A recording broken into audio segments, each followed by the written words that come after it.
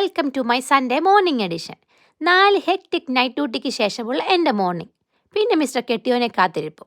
അങ്ങനെ അവനും കൂടെ വന്ന് ഒരു കുഞ്ഞ് ഡ്രൈവും കൂടെ ആയപ്പോൾ മൈൻഡ് ഒന്ന് റിലാക്സ്ഡായി വീട്ടിലെത്തി.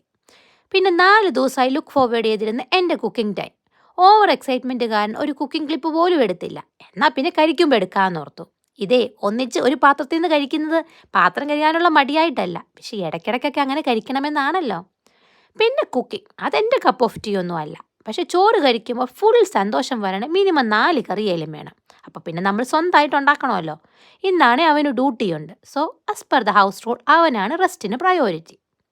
അങ്ങനെ ബ്രേക്ക്ഫാസ്റ്റും ലഞ്ചും കഴിഞ്ഞു. ഇനി സൺഡേ സ്പെഷ്യൽ പ്രോഗ്രാം. ഇന്ന് പള്ളിയിൽ പോകാനും ഞാൻ കുറച്ച് എക്സൈറ്റഡ് ആയിരുന്നു. ഇന്നലെ വന്ന എൻ്റെ പുതിയ ടോപ്പ് ഇട്ട് പോകാനുള്ള എക്സൈറ്റ്മെൻറ്റ്. എങ്ങനെയുണ്ട് എൻ്റെ പുതിയ ടോപ്പ്? പുത്തനുടുപ്പ് അത് ഓൾവൈസ് ഈസ് എ വികാരം, ശരിയല്ലേ? അങ്ങനെ തുള്ളിച്ചാടി പള്ളിയിൽ പോയ എൻ്റെ ഹാപ്പിനെസ് ഈ ക്രൗഡ് കാണുന്നവരെ ഉണ്ടായിരുന്നുള്ളൂ. ഇത് ഇവിടുത്തെ റിമംബറൻസ് ഡേയുടെ പ്രോഗ്രാം. നമ്മുടെ നാട്ടിലെ സ്വാതന്ത്ര്യദിനമൊക്കെ പോലെ സെക്കൻഡ് വേൾഡ് വാറിൽ മരിച്ചുപോയവരെ സ്മരിക്കുന്ന ദിവസം. പക്ഷെ ക്രൗഡ് അതെനിക്ക് പണ്ടേ ഇഷ്ടമല്ല. ഇതാണെങ്കിൽ എല്ലാവരും എന്നെ തന്നെ നോക്കുന്നു. മേ ബി ഞാൻ വൈറ്റ് ഇട്ട് പോയിട്ടാണോ? അവിടെ എല്ലാവരും ബ്ലാക്ക് ആയിരുന്നു. അങ്ങനെ ഞാൻ എൻ്റെ പള്ളിയിലെത്തി, മാജിക് ചർച്ച്. അതിൻ്റെ റീസൺ ഞാൻ പിന്നെ ഒരു വീഡിയോയിൽ പറയാട്ടോ. പിന്നെ പള്ളിയിൽ കഴിഞ്ഞ് ഒരു സെൽഫ് ലവ് വീഡിയോയൊക്കെ എടുത്ത് വീട്ടിലേക്ക്. പിന്നീട് നടന്നൊന്നും ഞാൻ ഓർക്കുന്നില്ല. ഒരു കോൾ പപ്പയ്ക്ക്.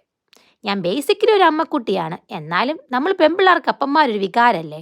പിന്നെ എൻ്റെ മോർണിംഗ് എഡിഷൻ വീഡിയോ തീർന്നത് ഈവനിങ് ആയപ്പോഴാണ്, ആ കോളോട് കൂടി. അത്രയുണ്ടായിരുന്നു ആ കോള്.